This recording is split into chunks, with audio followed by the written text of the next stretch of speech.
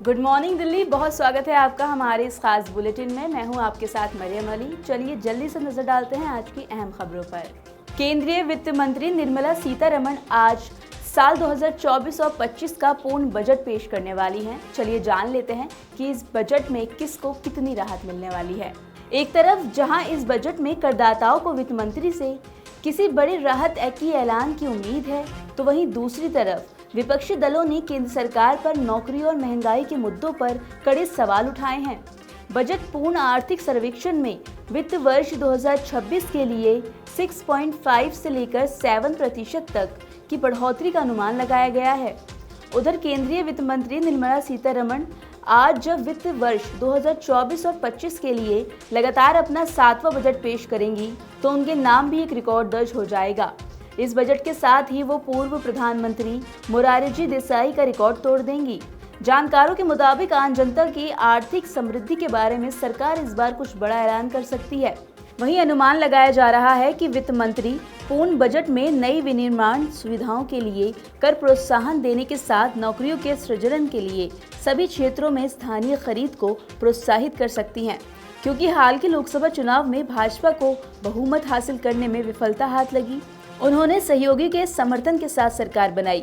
यही वजह है कि मोदी सरकार बजट में नौकरियों के अवसरों के लिए कोई बड़ा ऐलान कर सकती है। साथ ही सीतारमण ने संकेत दिया है कि वो सूक्ष्म, लघु और मध्य उद्योगों को बढ़ावा देने के लिए कई घोषणाएं करेंगी, जो देश के विकास इंजन का एक हिस्सा हैं। साथ ही एमएसएमई के पास रक्षा, इलेक्ट्रॉनिक्स और इलेक्ट्रिक वाहन निर्माण में विकास की कुछ गुंजाइश है। नीट यूजी पेपर लीक मामले में छात्रों की ये मांग थी कि 4 जून को जो रिजल्ट घोषित किया गया था उसको रद्द किया जाए, उसके बाद फिर से परीक्षाएं आयोजित किए जाएं। इसी को लेकर आज उच्च न्यायालय में सुनवाई की जाएगी। बता दें कि उच्च न्यायालय में दायर 40 से ज्यादा याचिकाओं पर आज सुनवाई होगी। इससे पहले ये सुनवाई सोमवार को हुई थी। बता दें कि सर्वोच्च न्यायालय के न्यायाधीशों, मुख्य न्यायाधीश सीजेआई, न्यायमूर्ति डीवाई चंद्रचूड़, न्यायमूर्ति जेबी पारदीवाला और न्यायमूर्ति मनोज मिश्रा की खंडपीठ इन सभी मामलों पर एक साथ सुनवाई कर रही है। उधर मेडिकल, डेंटल, आयुष और नर्सिंग स्थानन प्रवेश परीक्षा नीट यूजी 2024 के पेपर लीक और नतीजों को लेकर उठे सवालों के आधार पर सुप्रीम कोर्ट में दायर याचिकाओं पर पिछली सुनवाई 18 जुलाई को हुई, जिसके दौरान सीजेआई ने एनटीए को आदेश दिया था कि परीक्षा का पूरा रिजल्ट शनिवार 20 जुलाई की दोपहर 12 बजे तक आधिकारिक वेबसाइट पर प्रकाशित करें। इस आदेश के अनुपालन में एजेंसी ने परिणाम जारी कर दिया था। वहीं इससे पहले इन मामलों पर सर्वोच्च न्यायालय की खंडपीठ द्वारा 11 जुलाई को भी सुनवाई की गई, जिसके दौरान मुख्य न्यायाधीश ने राष्ट्रीय परीक्षा एजेंसी के साथ साथ सरकार द्वारा पेपर लीक और अनियमितताओं पर सबमिट की गई रिपोर्टों पर याचिकाओं को अपनी अपनी प्रतिक्रियाएं देने की बात कही थी और अगली सुनवाई 18 जुलाई को किए जाने के निर्देश दिए थे।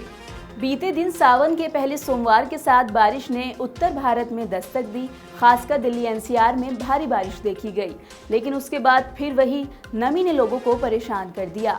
अब आने वाले दिनों में मौसम का क्या हाल रहेगा, जान लेते हैं। आईएमडी का पूर्वानुमान है कि आज बादल छाए रहेंगे, हल्की से थोड़ी ज्यादा बारिश हो सकती है। इसी के साथ अधिकतम तापमान 35 और न्यूनतम तापमान 27 डिग्री पर बना रहेगा। बारिश को लेकर आज और कल येलो अलर्ट जारी किया गया। बता दें कि कल भी बादल छाए रहेंगे और हल्की बारिश हो सकती है, जिसके साथ कल का अधिकतम तापमान 34 डिग्री और न्यूनतम तापमान 27 डिग्री रह सकता है। उधर 25 से 28 जुलाई तक बादल छाए रहने का अनुमान लगाया गया है। साथ ही मौसम की एक वेबसाइट के मुताबिक अगले 2 दिनों में उत्तर भारत के मैदानी इलाकों में मध्यम से थोड़ी ज्यादा बारिश होगी। पूर्वी और पूर्वोत्तर राजस्थान के ज्यादातर हिस्सों, हरियाणा के पश्चिमी और दक्षिणी हिस्सों, साथ ही पंजाब के निकटवर्तीय हिस्से में 23 और 24 जुलाई को थोड़ी बारिश होने का अलर्ट जारी किया गया है। उधर 24 जुलाई के बाद एक बार फिर बारिश कम हो जाएगी, जिस वजह से उमस वाली गर्मी दोबारा लोगों को परेशान कर सकती है। बता दें कि 3 दिन बाद राजधानी की हवा काफी साफ हो गई है। प्रदूषण का स्तर कम हुआ। अब अगले कुछ दिनों तक प्रदूषण का स्तर यही रह सकता है। उधर केंद्रीय प्रदूषण नियंत्रण बोर्ड के एयर बुलेटिन के मुताबिक बीते दिन राजधानी का AQI 85 रहा, फरीदाबाद का 100, गाजियाबाद का 83, ग्रेटर नोएडा का 118, गुरुग्राम का 142 और नोएडा का 58 रहा। पूर्वानुमान के मुताबिक 23 से 25 जुलाई तक प्रदूषण का स्तर संतोषजनक बना रहेगा। चलिए बात कर लेते हैं अंतर्राष्ट्रीय खबर की। बता दें कि पाकिस्तानी सेना ने इमरान खान की पार्टी पीटीआई को माफिया बता दिया है। उन्होंने आगे क्या कहा, बताते हैं आपको। दरअसल पाकिस्तानी सेना के प्रवक्ता लेफ्टिनेंट जनरल अहमद शरीफ ने रावलपिंडी में एक प्रेस कॉन्फ्रेंस को संबोधित करते हुए कहा कि संगठन राजनीतिक माफिया आतंकियों के सफाई और आर्थिक विकास के उद्देश्य से शुरू किए गए एक नए आतंकवाद रोधी अभियान अज़्म-ए-इस्तेहकाम के बारे में गलत सूचना फैला रहा है। मालूम होगी पिछले महीने पाकिस्तान के पूर्व पीएम इमरान खान की पार्टी पाकिस्तान तहरीक-ए-इंसाफ यानी पीटीआई ने अज़्म-ए-इस्तेहकाम का कड़ा विरोध किया था।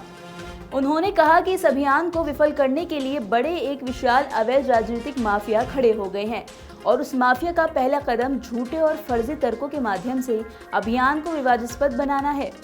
अज़्म-ए-इस्तेहकाम को लेकर उन्होंने कहा कि ये कोई सैन्य अभियान नहीं है, बल्कि एक आतंकवाद रोधी पहल है जिसका उद्देश्य आर्थिक विकास और स्थिरता को बढ़ावा देना है। तो हमने आपको दिखाई आज की वो बड़ी और ज़रूरी खबरें जो आपके लिए जाननी बेहद ज़रूरी हैं। आपको अगर इनका अपडेट लेना है तो आप जुड़े रहिए नवोदय टाइम्स पंजाब केसरी के साथ।